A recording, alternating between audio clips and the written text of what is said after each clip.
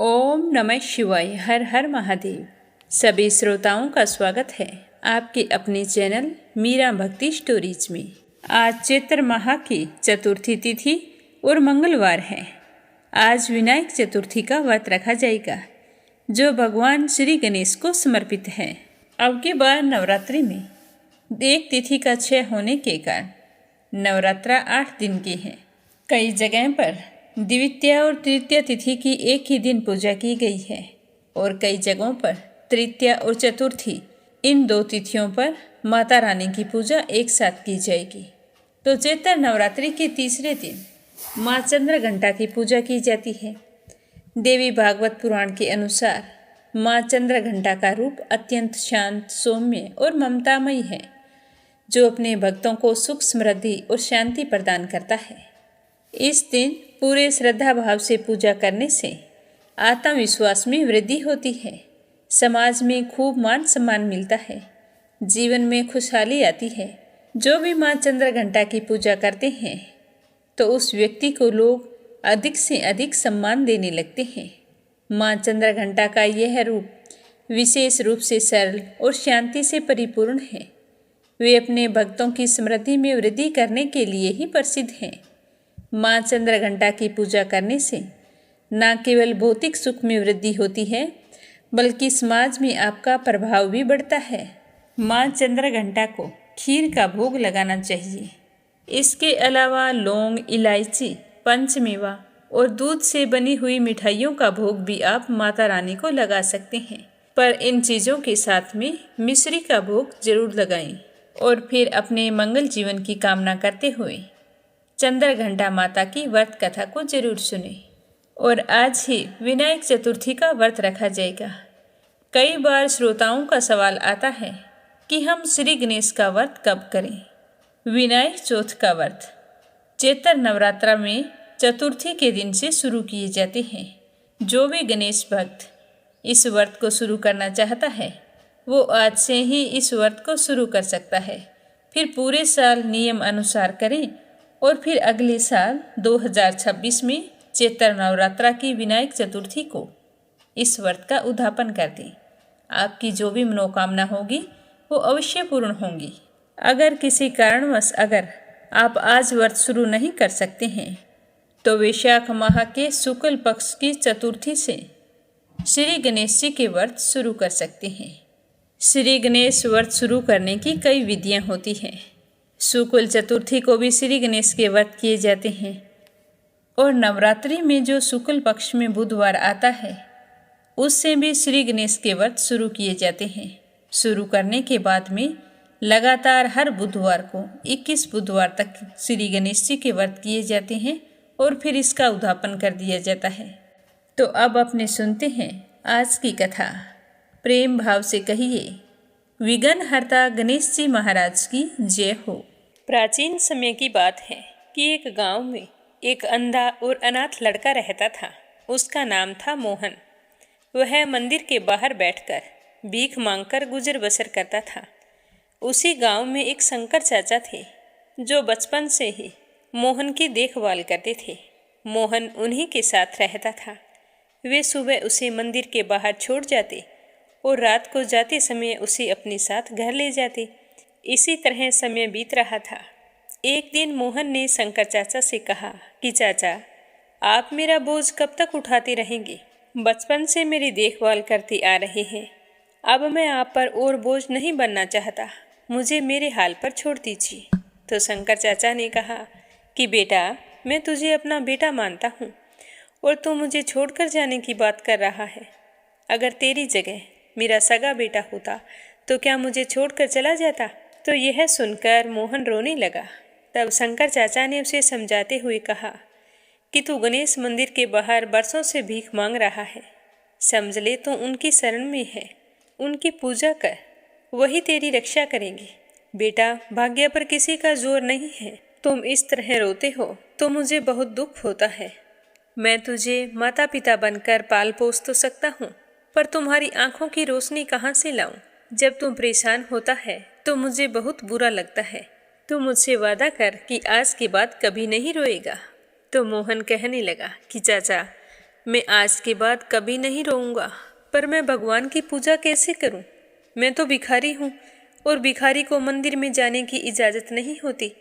मैं तो मन ही मन गणेश जी को याद कर लेता हूं।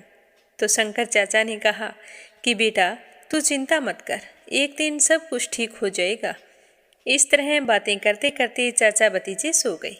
अगले दिन शंकर चाचा मोहन को लेकर गणेश जी के मंदिर पहुंचे। तभी मंदिर के पुजारी ने उन्हें रोका और कहा कि अरे, इस भिखारी को कहाँ मंदिर के अंदर लेकर जा रहे हो?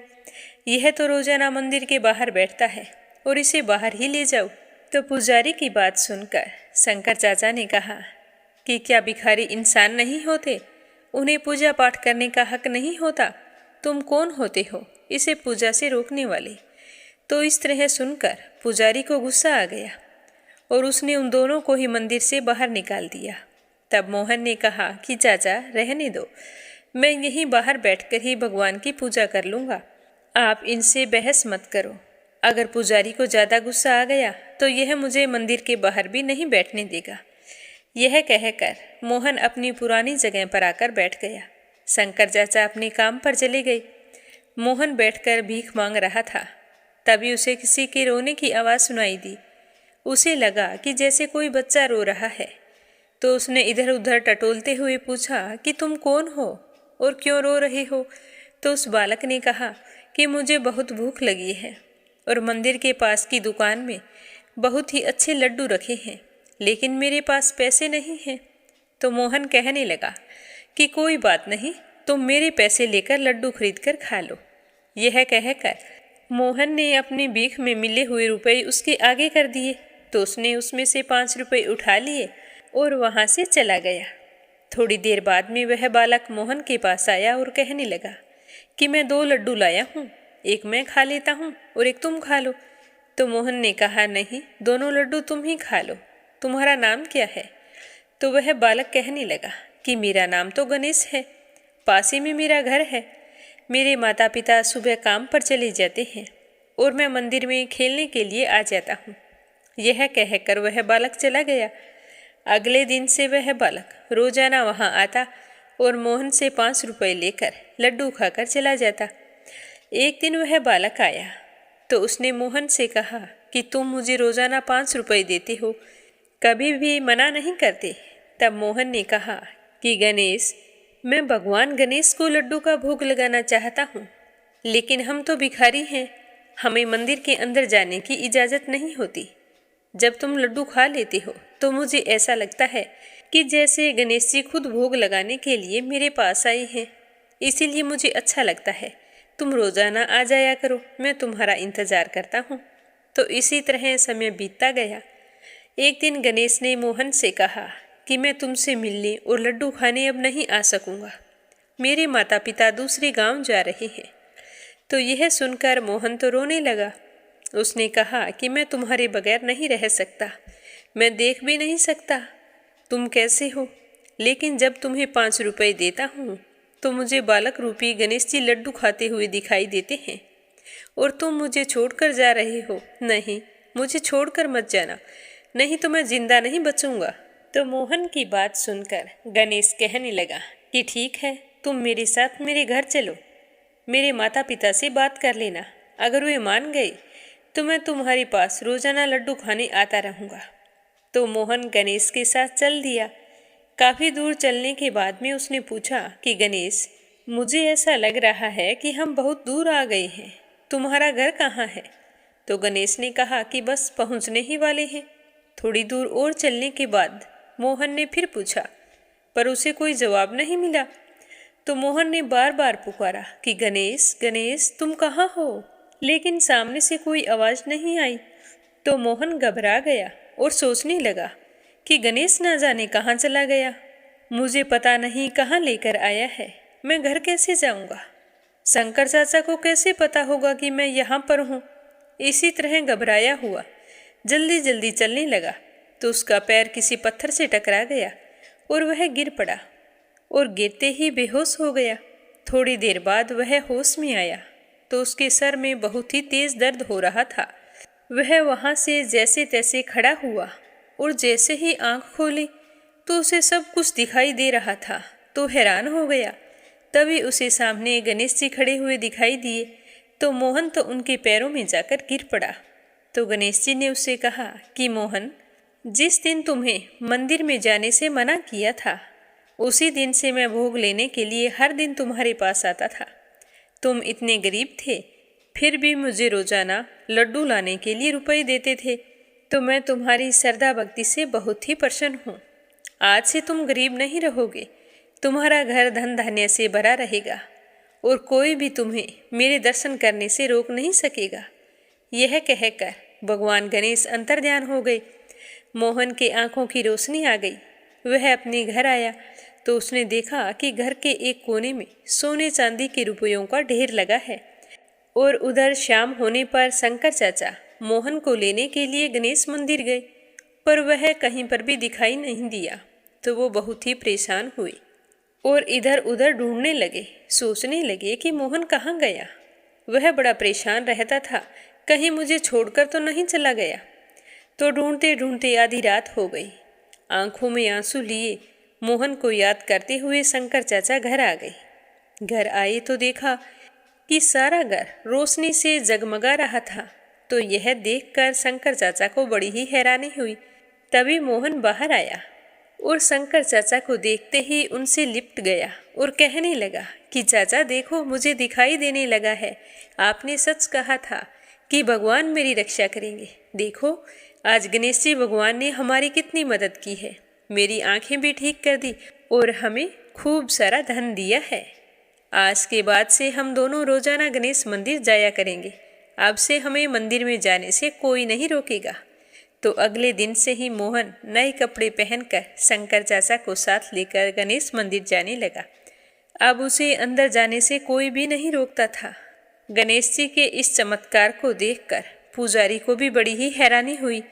उसने मोहन से माफ़ी मांगी और कहा कि बेटा मुझे माफ़ कर दो, मुझे नहीं पता था कि भगवान की पूजा करने के लिए धन नहीं सच्ची श्रद्धा की जरूरत होती है।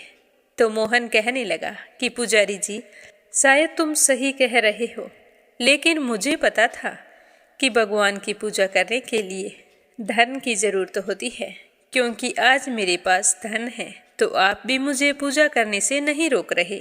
तो यह सुनते ही पुजारी जी की आंखों में आंसू आ गए। हे विघ्न हर्ता गणेश जी, जिस तरह आपने मोहन की रक्षा की वैसे सबकी रक्षा करना। बोलो गणेश जी महाराज की जय हो। नवरात्रि में देवी माँ की दुर्गा के बाद हनुमान जी बाबा की पूजा जरूर करनी चाहिए। कहा जाता है कि हनुमान जी बाबा देवी माँ के साथ हमेशा रहते हैं।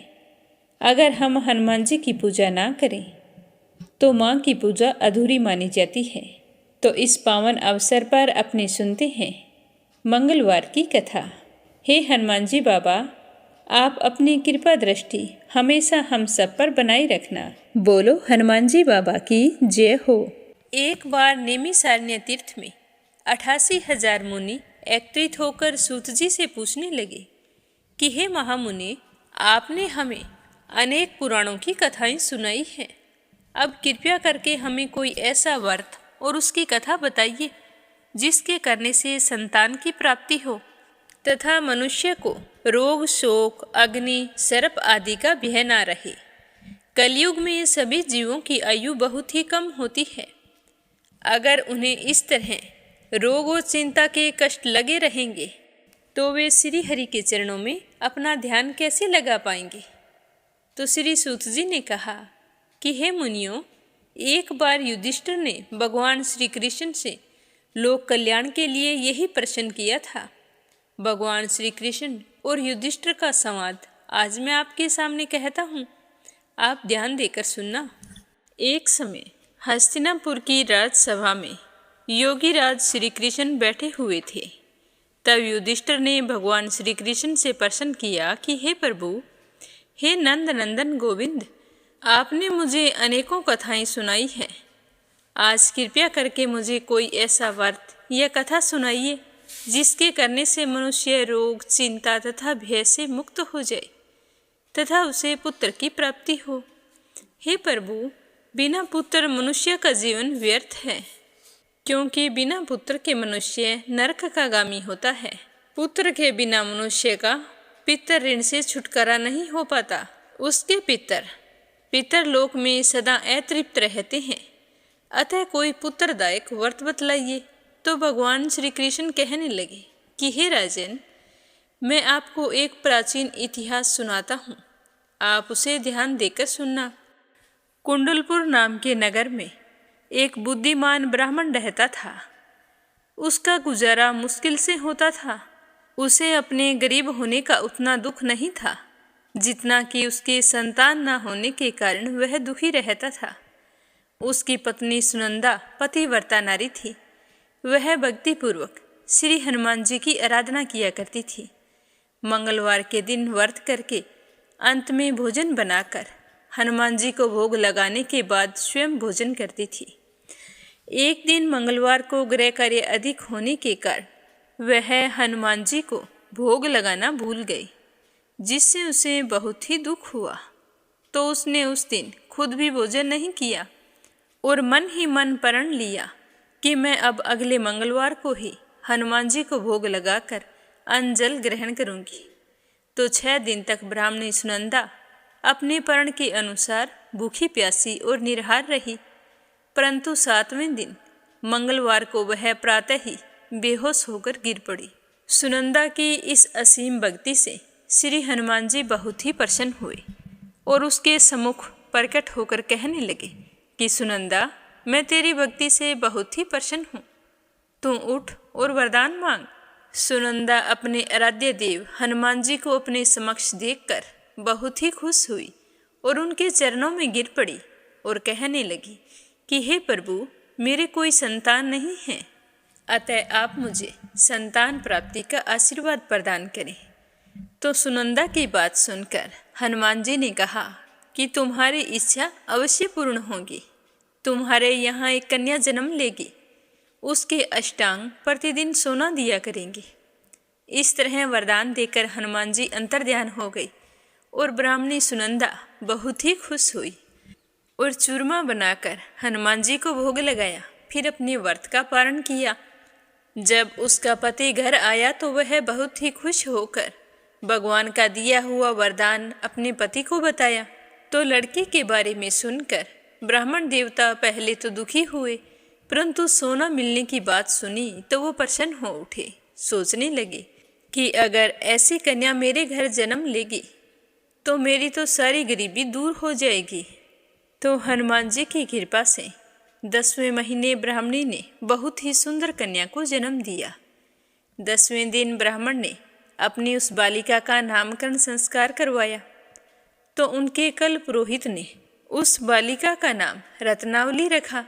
रत्नावली ने अपने पिछले जन्म में मंगल देव के व्रत किए थे, तो उसके पुण्यों के प्रभाव से रतनबाला का अष्टांग प्रतिदिन बहुत सारा सोना देता था।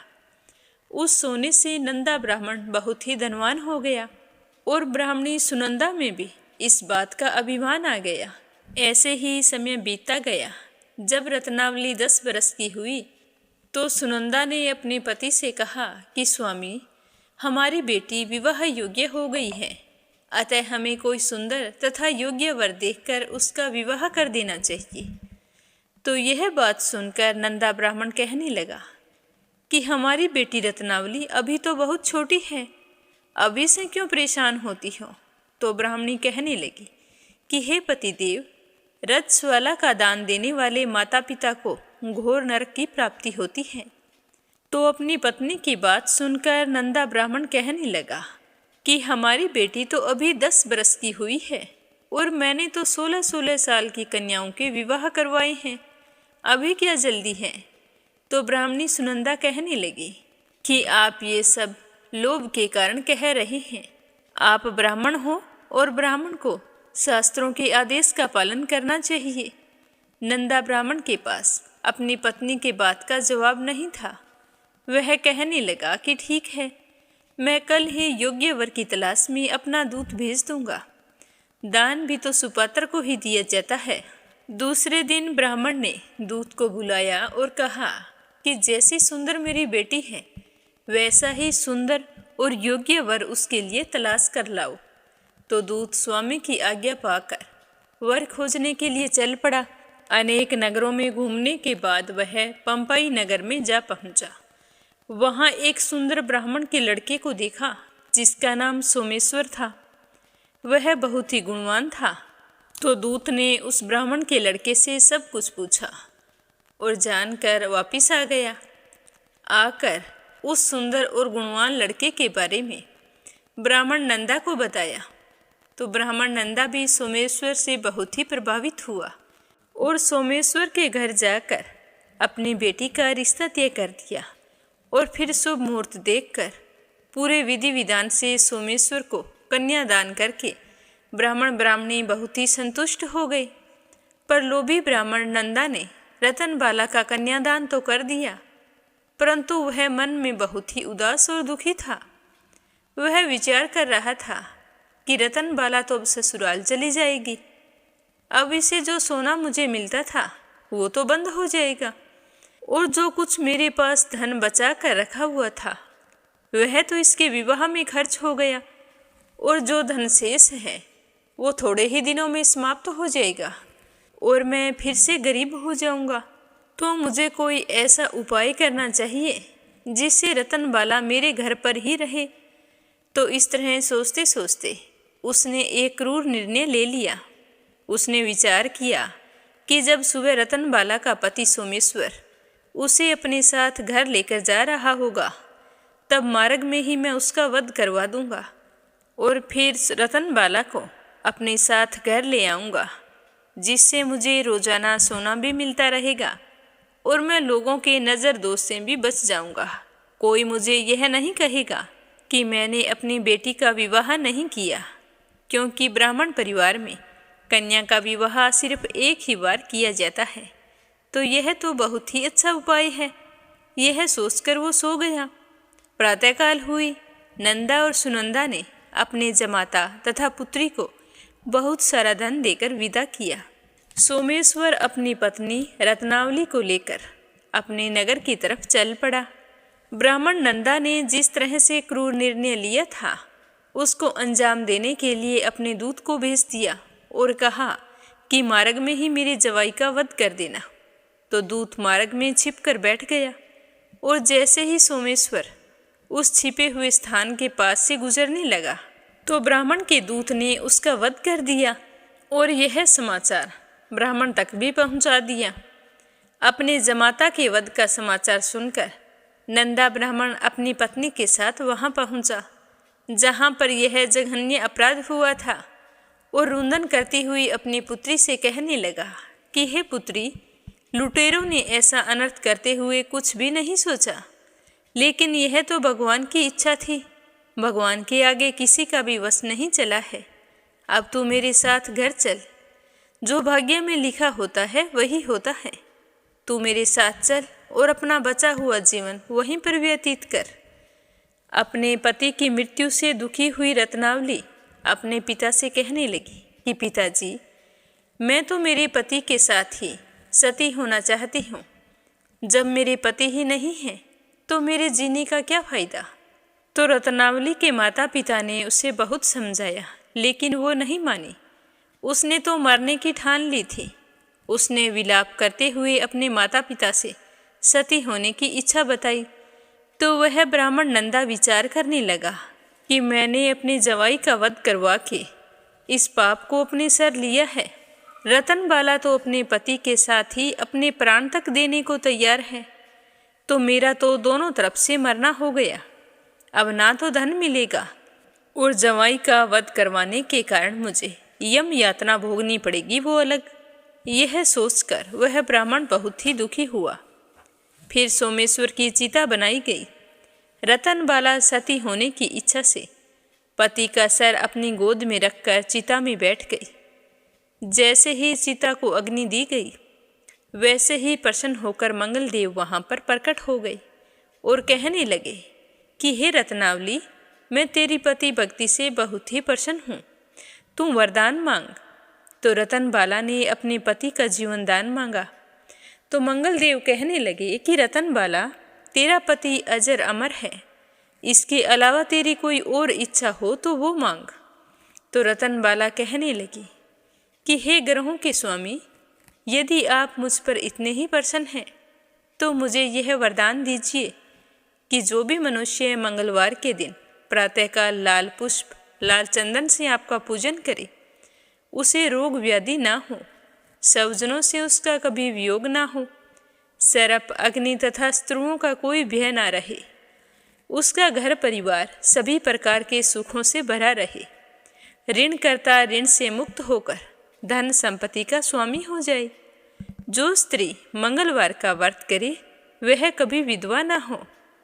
तो रतनबाला की बात सुनकर मंगलदेव तथास्तु कहकर अंतर्ध्यान हो गई। मंगलदेव की कृपा से सोमेश्वर जीवित हो गया।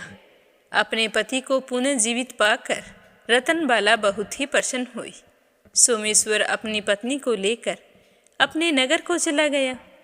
रतनबाला को यह पता चल गया था कि उसके पति की हत्या लोभ के कारण उसके पिता ने करवाई है, लेकिन उसने किसी को कुछ नहीं बताया। उसने अपने पिता को क्षमा कर दिया। पति पत्नी आजीवन मंगल व्रत करने लगे और मंगलदेव की कृपा से इस लोक का सुख ऐश्वर्य भोग कर अंत में स्वर्ग लोक को गई। हे हनुमान जी बाबा, जो भी व्यक्ति मंगलवार के दिन व्रत रखकर आपकी इस परम पावन कथा को सुने, उसकी सारी मनोकामनाएं पूर्ण करना और अपना आशीर्वाद हमेशा उस पर बनाए रखना।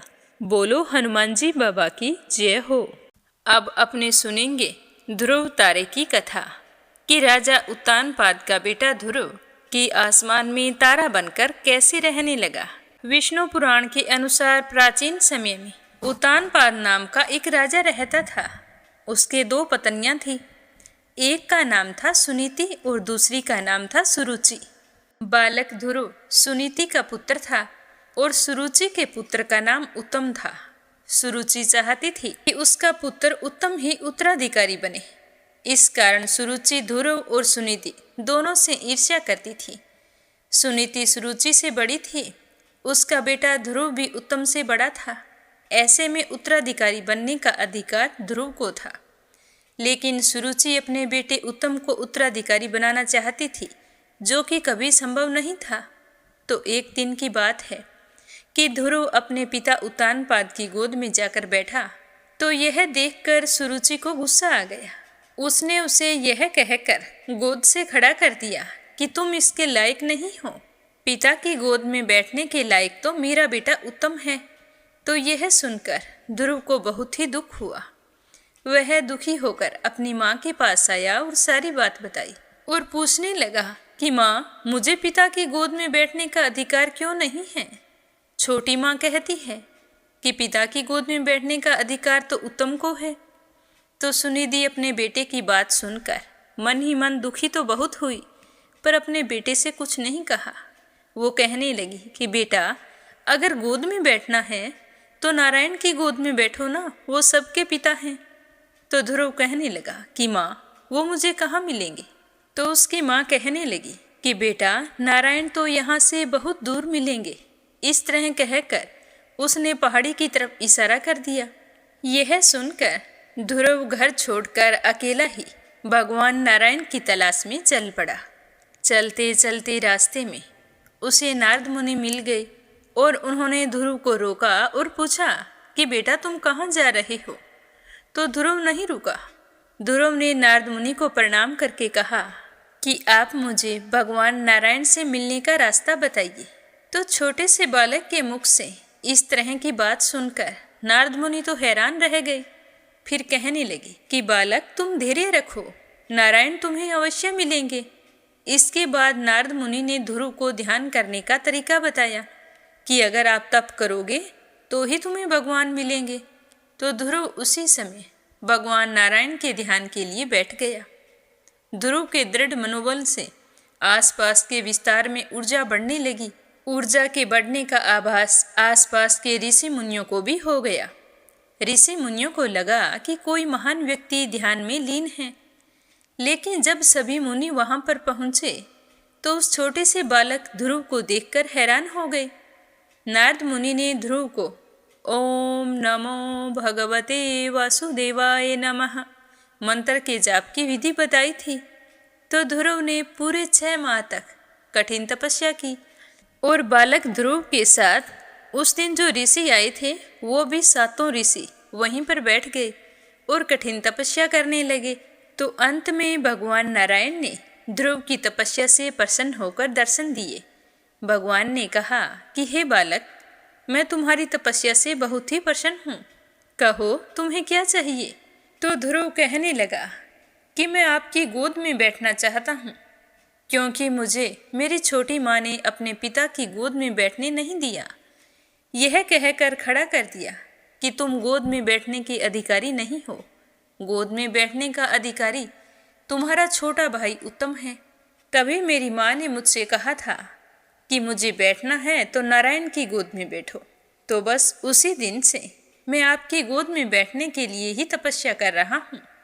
तो भगवान नारायण प्रसन्न हुए और बोले कि मैं तुम्हारी तपस्या से बहुत ही प्रसन्न हूँ, तुम्हारी मनोकामना अवश्य पूर्ण होगी। भगवान कहने लगे कि आकाश ही मेरी गोद है और मैं तुम्हें हमेशा के लिए अपनी गोद में स्थान देता हूँ। इसके बाद भगवान नारायण ने ध्रुव को अपनी गोद में बिठाया और अपने शंख का स्पर्श उसके गालों से किया। वैसे ही ध्रुव के कंठ से वेदवाणी निकलने लगी।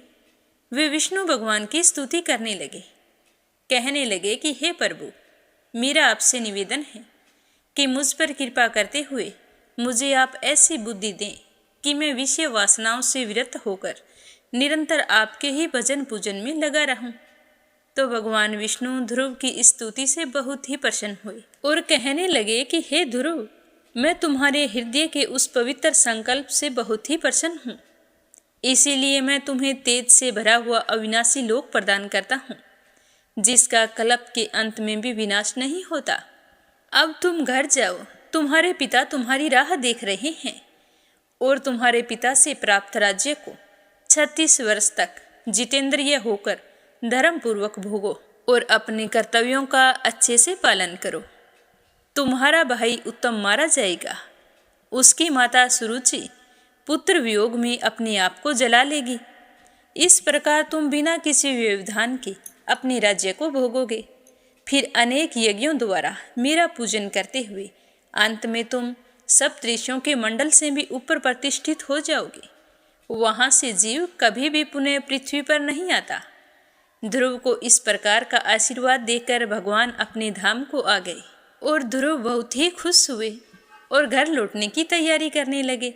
लेकिन उससे पहले ही नारद मुनि उत्तानपाद के पास पहुंच गए थे और उन्हें दुखी देखकर पूछने लगे कि महाराज, आपके इस तरह से दुखी होने का क्या कारण है।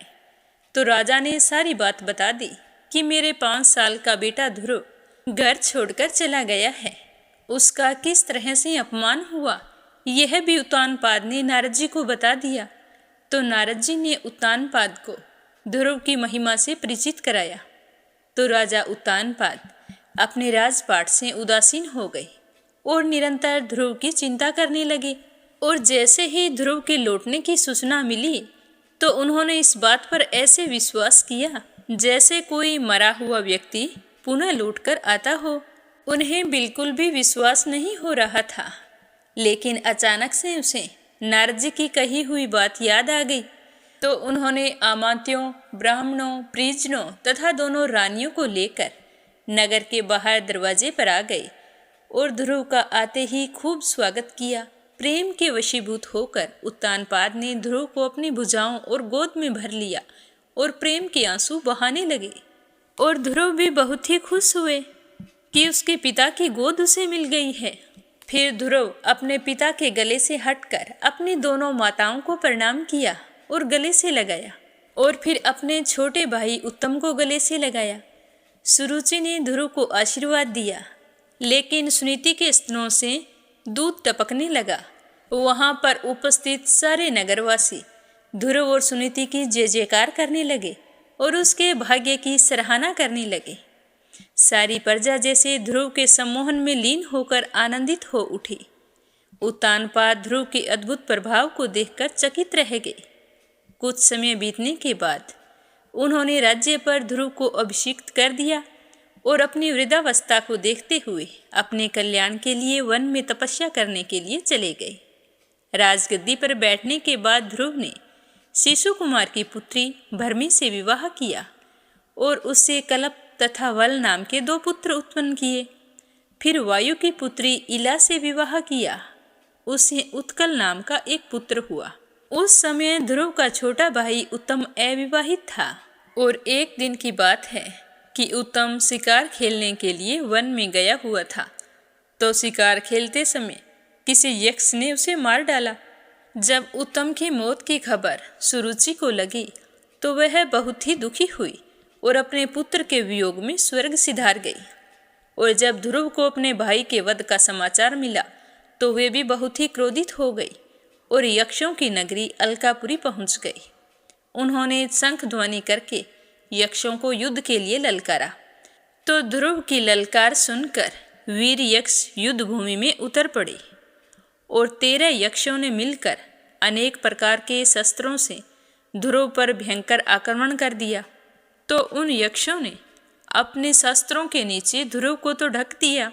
इससे आकाश में सिद्धगण बहुत ही व्याकुल हो उठे, लेकिन थोड़े ही समय बाद कोहरे की तरह चीरकर ध्रुव जी शस्त्रों को हटाकर बाहर निकल आई और भयंकर वाणों की मार से यक्षों को पराजित कर दिया। लेकिन थोड़ी ही देर में यक्षों ने माया युद्ध आरंभ करके ध्रुव पर पुनः धावा बोल दिया। चारों तरफ प्रचंड आंधी चलने लगी, आकाश बादलों से ढक गया, चारों तरफ अंधकार फैल गया।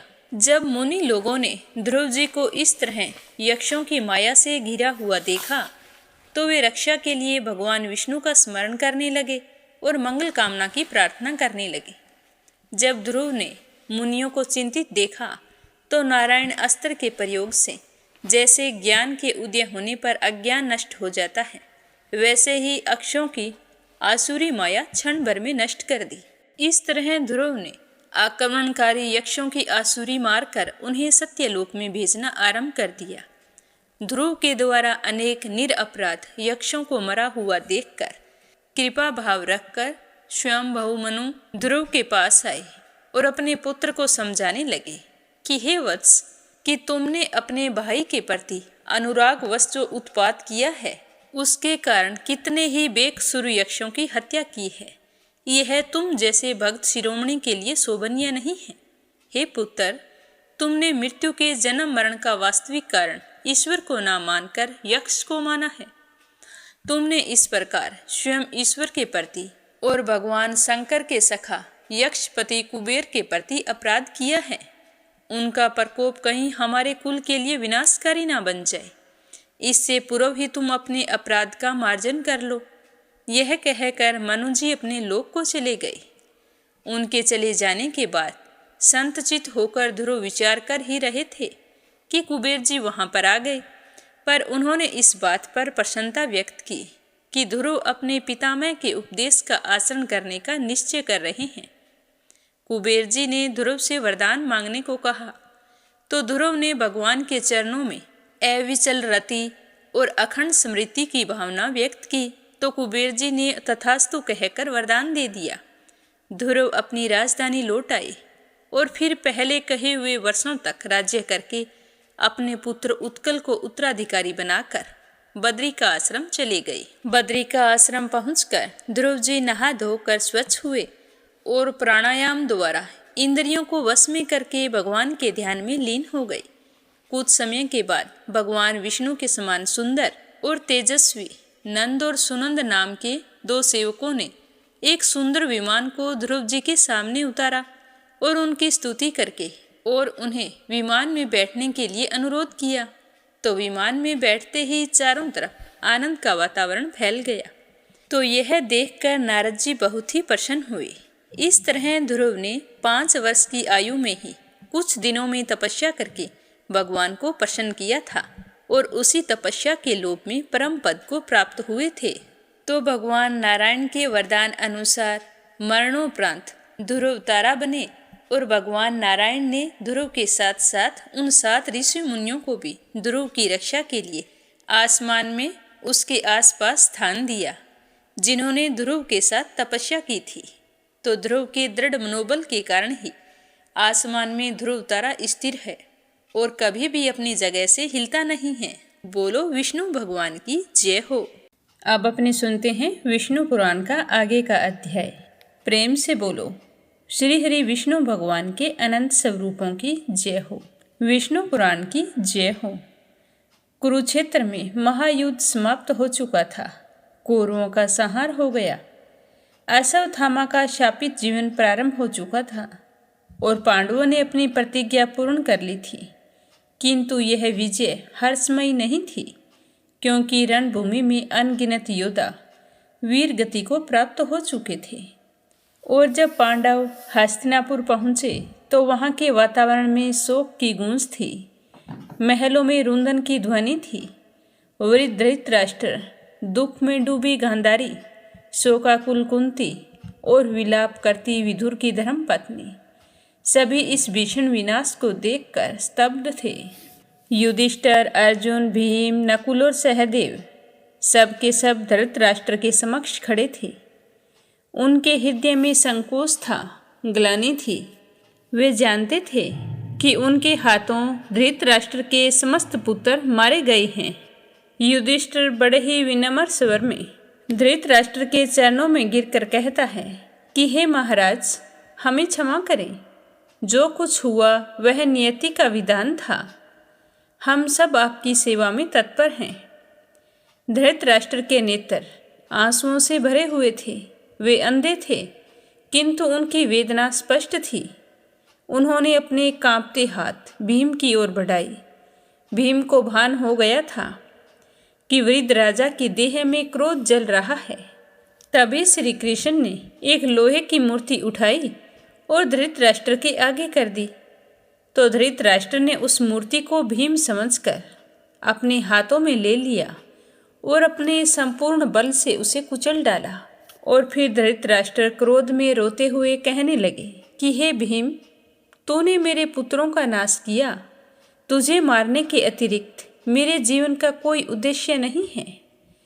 किंतु जब उन्होंने देखा कि उन्होंने भीम को नहीं बल्कि एक लोहे की मूर्ति को चूर चूर किया था, तो वे शोक में भर उठे और फिर उन्होंने भीम को हृदय से लगा लिया और रोने लगे। उधर गांधारी ने जब अपने 100 पुत्रों के शव देखे तो वह अत्यंत विक्षिप्त हो उठी। उसके नेत्रों में ज्वाला थी। वह जानती थी कि यह महाविनाश श्री कृष्ण की इच्छा से हुआ है। तो वह बड़ी ही दुखी होकर श्री कृष्ण के समक्ष आई। उनकी दृष्टि में पूर्ण शांति थी।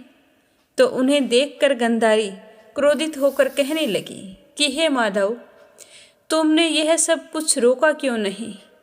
अगर तुम चाहते तो रोक सकते थे।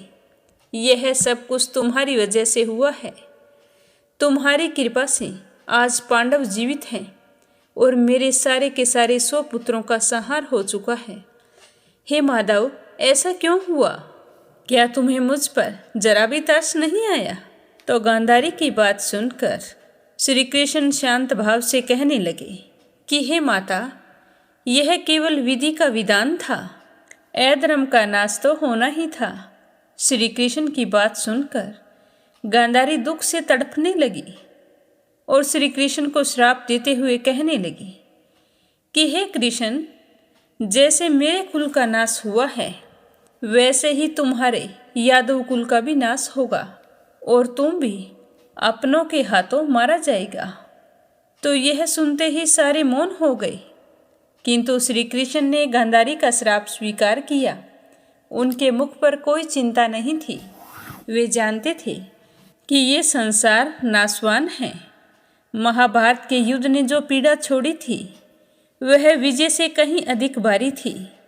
माता कुंती, जिसने अपने पुत्र कर्ण की मृत्यु के बाद सत्य प्रकट किया था, वो भी पश्चाताप में डूबी थी। युधिष्ठिर स्वयं को दोषी मान रहे थे और संन्यास लेने का विचार कर रहे थे। अर्जुन भी मौन थे और भीम क्रोधित थे और श्री कृष्ण नियति की लीला को शांत भाव से देख रहे थे। तो महर्षि मैत्रेय जी ने महर्षि पराशर से पूछा कि हे मुनिवर, आपने बताया कि अधर्म बढ़ने पर भगवान विष्णु स्वयं अवतार लेकर धर्म की स्थापना करते हैं, किंतु यह भी कहिए कि जब कलयुग का प्रभाव बढ़ेगा तब धर्म और अधर्म में क्या अंतर होगा, और भगवान श्री कृष्ण के जाने के बाद क्या हुआ। तो महर्षि पराशर जी बोले कि हे मित्रे, जब द्वापर युग का समाप्त होने को था तब महाभारत का युद्ध हुआ। युद्ध के पश्चात हस्तिनापुर में शोक व्याप्त हो गया। गांधारी, धृतराष्ट्र, कुंती और विदुर गहरे शोक में डूबे थे। यह सब नियति का विधान था, क्योंकि अधर्म बढ़ चुका था और इसे समाप्त करना आवश्यक था। और फिर गांधारी के श्राप से ही यदुवंश का नाश हुआ। कलयुग का प्रभाव बढ़ने लगा। रात्रि का गहन अंधकार व्याप्त था। स्वर्गलोक में शांति थी, परंतु धरती पर भय का साम्राज्य स्थापित हो चुका था। अधर्म अपने चरम पर था। नरकीय यातनाएं स्वयं पृथ्वी पर उतर आई थी।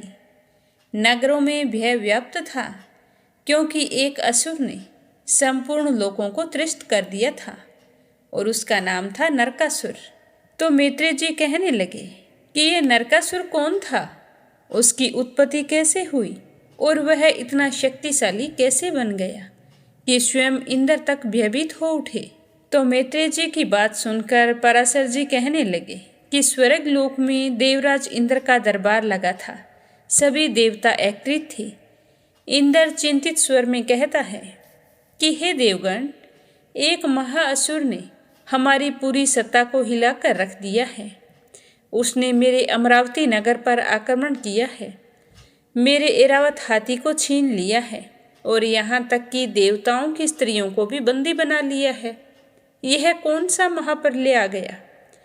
तो गुरु बृहस्पति जी कहने लगे कि हे देवेंद्र, यह कोई साधारण असुर नहीं है। यह स्वयं पृथ्वी पुत्र नरकासुर है, जिसे वरदान प्राप्त है कि उसकी मृत्यु केवल श्री कृष्ण और देवी पृथ्वी के संयोग से होगी। तो यह सुनते ही सारी सभा में सन्नाटा छा गया। गुरुदेव कहते हैं कि बहुत समय पहले की बात है, जब भगवान विष्णु ने वराह अवतार लेकर पृथ्वी को राक्षस हिरण्याक्ष से बचाया था, तब उन्होंने माता पृथ्वी को अपने दिव्य स्वरूप से स्पर्श किया था। उस समय माता पृथ्वी के हृदय में एक अभूतपूर्व ऊर्जा का संचार हुआ और उनके गर्भ से एक पुत्र उत्पन्न हुआ। उसका नाम था नरकासुर। पृथ्वी माता ने अपने पुत्र को अत्यंत स्नेह से पाला और उसे महान योद्धा बनने का आशीर्वाद दिया।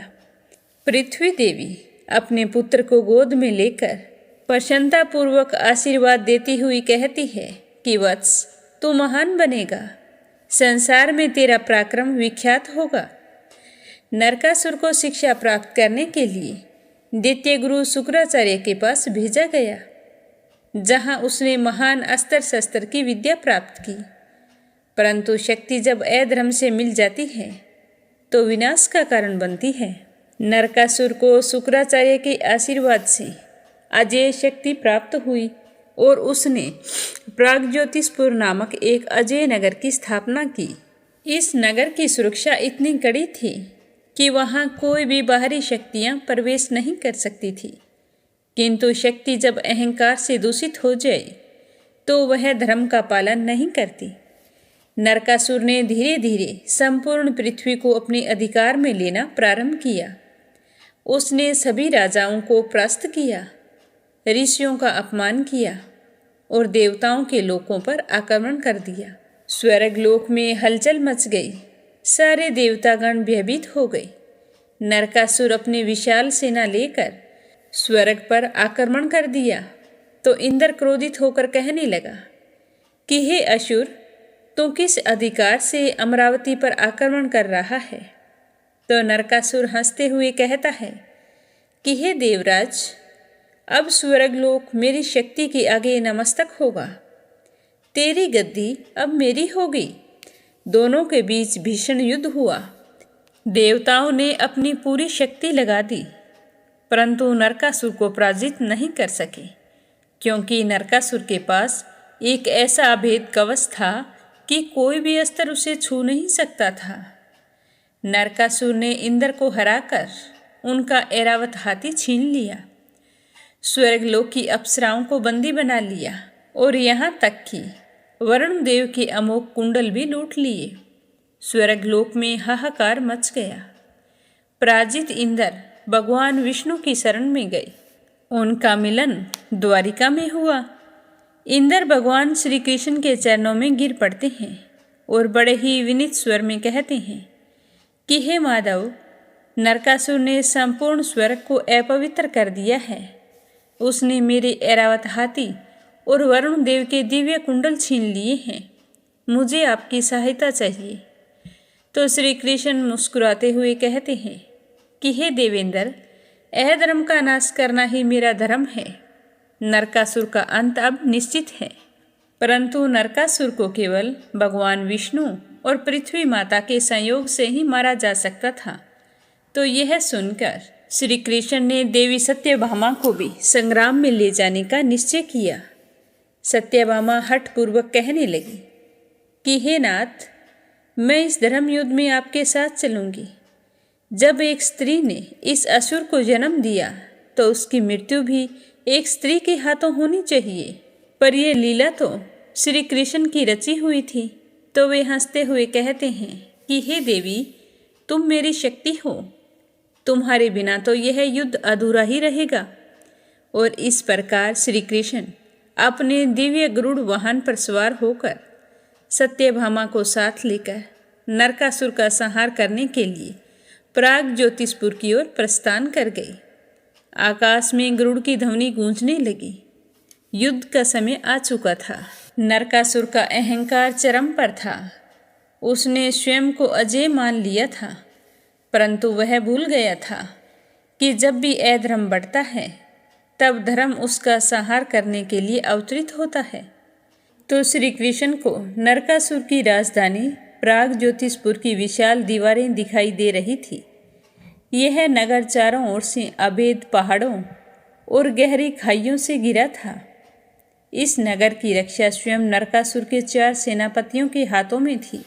पहला सेनापति था मूरासुर, जिसे अमोघ अस्त्रों का स्वामी कहा जाता था, और दूसरा था हयग्रीवासुर, जो तीव्र गति से आक्रमण करने में दक्ष था, और तीसरा था पंचजनासुर, जिसकी विशाल सेना समुद्र के समान अजेय थी, और चौथा था द्रुमासुर, जो वनस्पतियों और मायावी शक्तियों से युद्ध करता था।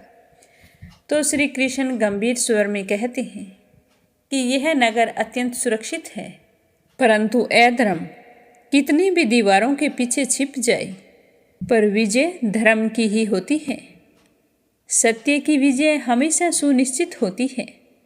तो यह सुनकर सत्यभामा तेजस्वी स्वर में कहती है कि हे नाथ, हमें शीघ्र ही आक्रमण करना चाहिए, अन्यथा यह असुर अपनी शक्तियों से और भी अधिक बलशाली हो जाएगा। इस तरह श्री कृष्ण और सत्यभामा वार्ता कर रहे थे। आकाश में गरुड़ की गर्जना गूंज रही थी। चारों ओर आकाशीय विद्युत चमक रही थी। नरकासुर की सेना भयभीत हो उठी। मूरासुर अभिमान पूर्वक कहता है कि यह कोई साधारण योद्धा नहीं है, यह स्वयं द्वारकाधीश श्री कृष्ण है, परंतु मैं इन्हें अपनी शक्ति से नष्ट कर दूंगा। तो मूरासुर ने अपनी गदा उठाई और श्री कृष्ण पर आक्रमण किया। उसका हर वार ऐसा था कि पर्वत भी चकनाचूर हो जाए, परंतु श्री कृष्ण ने अपनी पंचजन्य शंख की ध्वनि से आकाश गुंजा दिया। शंख की ध्वनि से संपूर्ण आकाश गूंज उठा। नरकासुर की सेना भयभीत हो गई। श्री कृष्ण क्रोधपूर्वक कहते हैं कि हे दुष्ट, तेरा अंत समीप है। ऐसा कहकर श्री कृष्ण ने सुदर्शन चक्र से मूरासुर का सिर धड़ से अलग कर दिया। मूरासुर धरती पर गिर पड़ा। उसकी विशाल सेना और भी भयभीत हो गई। जब नरकासुर ने देखा कि उसके सेनापति मारे जा चुके हैं, तो उसका क्रोध भड़क उठा।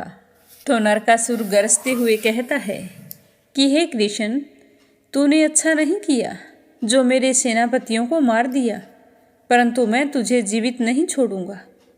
तो वह अपने दिव्य रथ पर चढ़कर श्री कृष्ण के समक्ष गया, और उसके पास अमोघ शक्ति थी, जिसे उसने स्वयं ब्रह्मा से प्राप्त की थी। उनके बीच का युद्ध अत्यंत भयंकर था। नरकासुर ने ब्रह्मास्त्र का प्रयोग किया था, परंतु श्री कृष्ण ने उसे अपने सुदर्शन चक्र से निष्प्रभावी कर दिया था। तभी नरकासुर ने एक दिव्य बाण छोड़ा जो सीधे श्री कृष्ण के वक्षस्थल पर आकर लगा। श्री कृष्ण अचेत हो गए। गरुड़ क्रोधित होकर आकाश में चक्कर लगाने लगा। सत्यभामा आंखों में आंसू और क्रोध लिए कहती है कि नरकासुर, आज तो तूने अधर्म की सारी सीमाएं लांघ दी है, अब तेरा अंत निश्चित है। यह कहकर सत्यभामा ने अपने धनुष से दिव्य बाण उठाया और सीधे नरकासुर की छाती पर चला दिया। बाण लगते ही नरकासुर घायल होकर धरती पर गिर पड़ा। तभी श्री कृष्ण पुनः चेतना में आ गए और तुरंत उन्होंने अपने सुदर्शन चक्र का प्रयोग किया। श्री कृष्ण गंभीर स्वर में कहते हैं कि हे नरकासुर, तूने अनेकों पाप किए हैं, परंतु अब धर्म की विजय होगी। यह कहकर श्री कृष्ण ने सुदर्शन चक्र से नरकासुर का सिर काट दिया। असुर की आत्मा आकाश में विलीन हो गई। चारों ओर देवी देवताओं की जय जयकार गूंज उठी। नरकासुर ने 16,100 स्त्रियों को बंदी बनाया था। उन्हें श्री कृष्ण ने मुक्त करवाया। मुक्ति पाकर वे स्त्रियां बड़ी ही खुश हुई, लेकिन एक विकट समस्या अब भी उनके सामने थी। उन स्त्रियों को समाज अपनाने के लिए तैयार नहीं था, तो उन्हें इस तरह उदास और विवश देखकर भगवान श्री कृष्ण ने उन्हें सम्मान प्रदान करने के लिए उनसे विवाह कर लिया। इस विजय को चिरस्मरणीय बनाने के लिए यह दिवस नरक चतुर्दशी के रूप में मनाया जाने लगा। कहते हैं कि बंदी गृह में रहने के कारण दुख और शोक से उन सब स्त्रियों के मुख मलिन हो गए थे और वे बहुत ही बदसूरत दिखाई दे रही थी। तब सत्यभामा ने उन सब को उपटन लगाकर स्नान करवाया, जिससे उन्होंने फिर अपने खोए हुए सौंदर्य को प्राप्त कर लिया। तभी से नरक चौदस के दिन उपटन लगाकर स्नान किया जाता है। कहते हैं कि ऐसा करने से सौंदर्य की प्राप्ति होती है। इस प्रकार श्री कृष्ण और सत्यभामा ने अधर्म का नाश किया और पुनः धर्म की स्थापना की। जब जब संसार में अधर्म बढ़ता है, तब तब धर्म की स्थापना के लिए भगवान अवतरित होते हैं। तो आज की कथा को यहीं पर विराम देते हैं। श्रद्धा भाव से सुनने के लिए आप सभी का बहुत बहुत धन्यवाद। भगवान श्री हरि विष्णु आपकी समस्त मनोकामनाएं पूर्ण करे। प्रेम से कहिए, श्री हरि विष्णु भगवान के अनंत स्वरूपों की जय हो। विष्णु पुराण की जय हो।